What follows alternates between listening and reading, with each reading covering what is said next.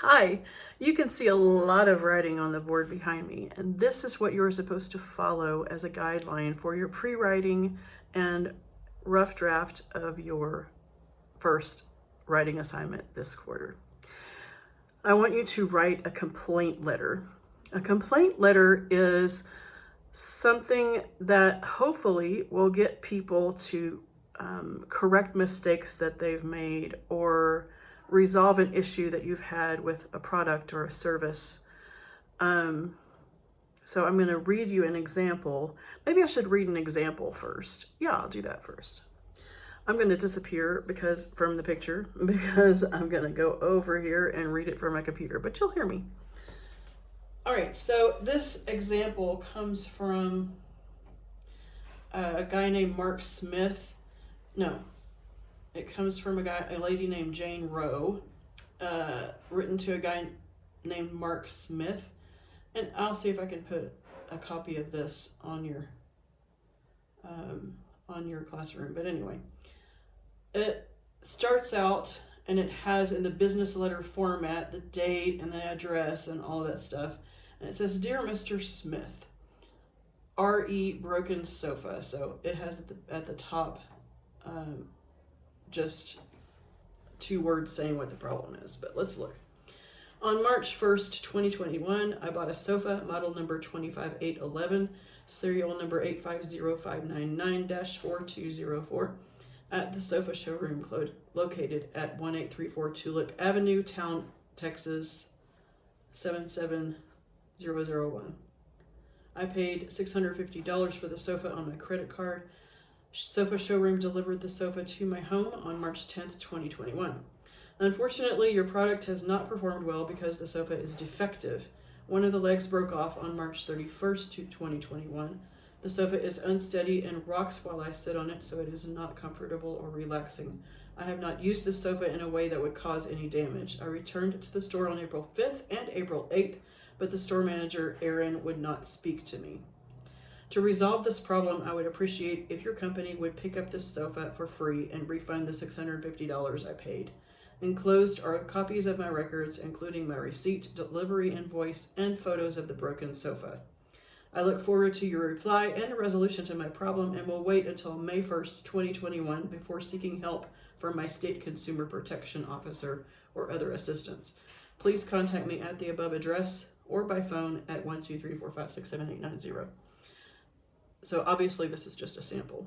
Sincerely, Jane Rowe, and then it has at the bottom enclosures because she's going to include receipts. Okay, yeah, I think I'm going to try to get a copy of that for you. But for the pre-writing, I want you to make a list of these 5 things. Number 1, the product or service you're displeased with. Okay, it could be your stay at a hotel. It could be that you got food poisoning at a restaurant. It could be that you ordered a shirt and it came to you and it was the wrong size or color or whatever, or it was defective, like the sofa in the example. There are many things that you could complain about. I bought a coffee grinder one time, a little portable coffee grinder, and it stopped working like after the 3rd time I used it. So I had to take it back to the store.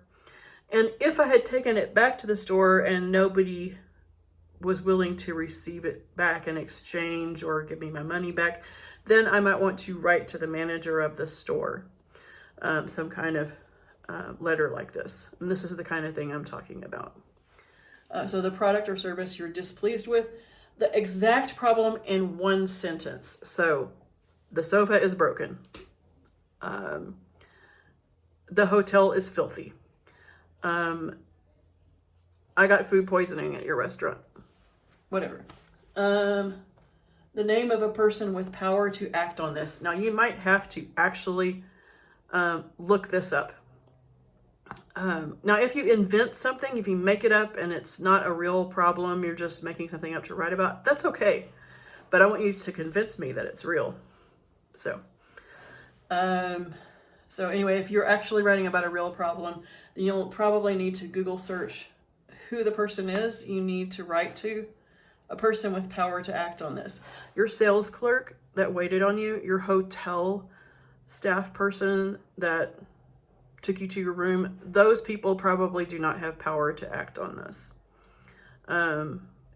If you're writing a letter of complaint about Leaky Dunbar School, I don't have power to do anything, but there are people at Leaky Dunbar who do have power to do something. If it's a bigger problem than that, maybe you have to write to somebody at the Ministry of Education, things like that. The address of the company or the person if it's not a company.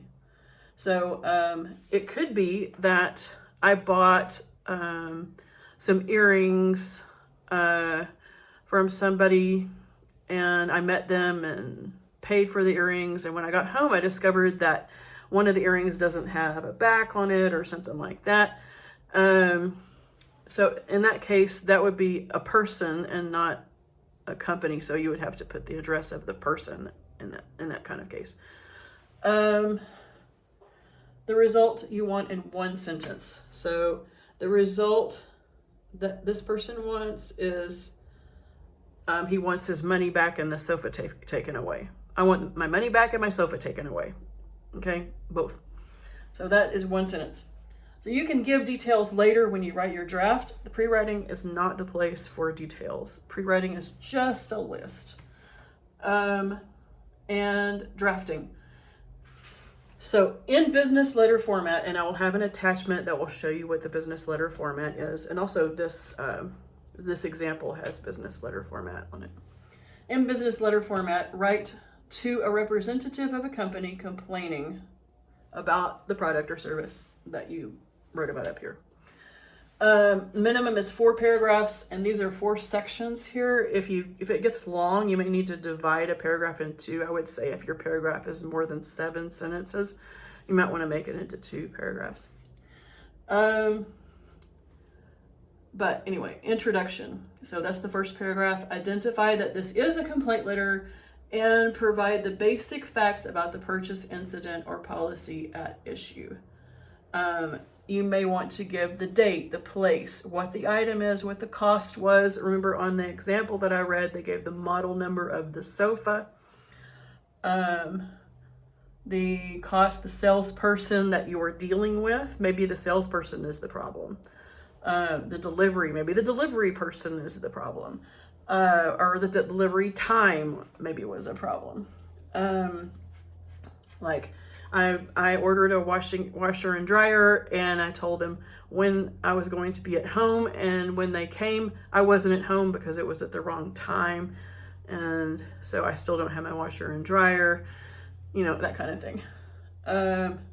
If you have already spoken to somebody, so you already went and lodged a complaint at the hotel desk about what your problem was with your hotel stay, and nobody did anything, then you want to say, I talked to so-and-so, the night manager at the hotel, and this is what happened on such and such date, and this is what happened, kind of thing. Explain the problem and support your claim with facts.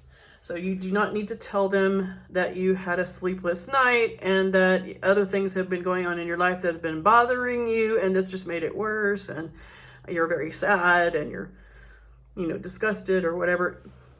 So what? The person who is reading this does not care how you feel.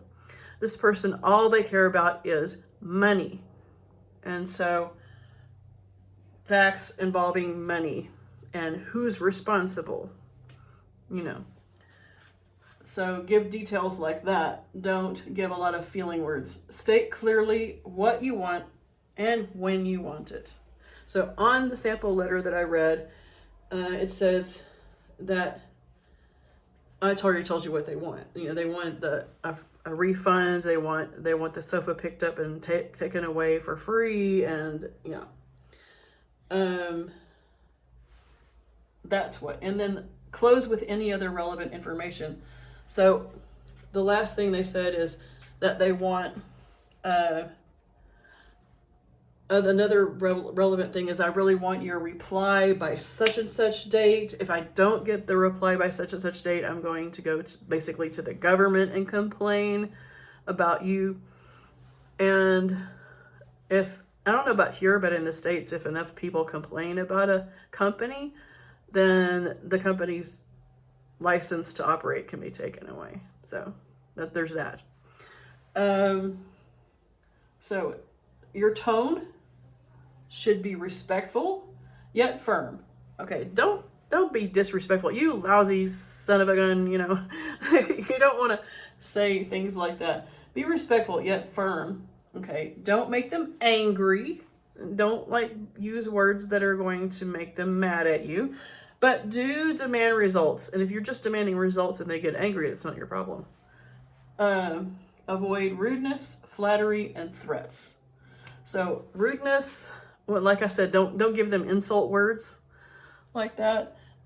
Also, don't flatter them. Don't say, I know you're probably a really nice person and maybe you're really busy, but I would appreciate you taking advantage of your niceness. And don't flatter them at all. And don't make threats. Don't be like, okay, if you don't do this, I'm going to call the police. Yeah. Number one, what good would that do? Or I'm going to send somebody over there and beat you up, you know, kind of thing. Don't do that.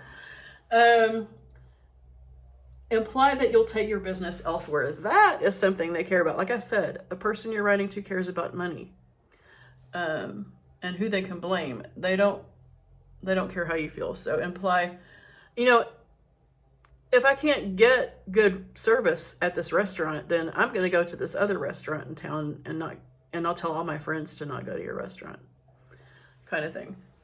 That's something they understand. Use logic. You must do this because fact. Okay? You must do this because you're making me feel really bad by not doing this. Who cares? You know, this is business. This is not a counseling session. Okay? So, this is a business letter, business format. Like I said, I'm going to give you the format attached probably to this video and maybe again to the rough draft assignment. And yeah, and you see here, I don't say the number of words or the number of sentences. I just want you to cover all of this stuff. So that's, you know, if you can cover all this stuff in 10 sentences, great.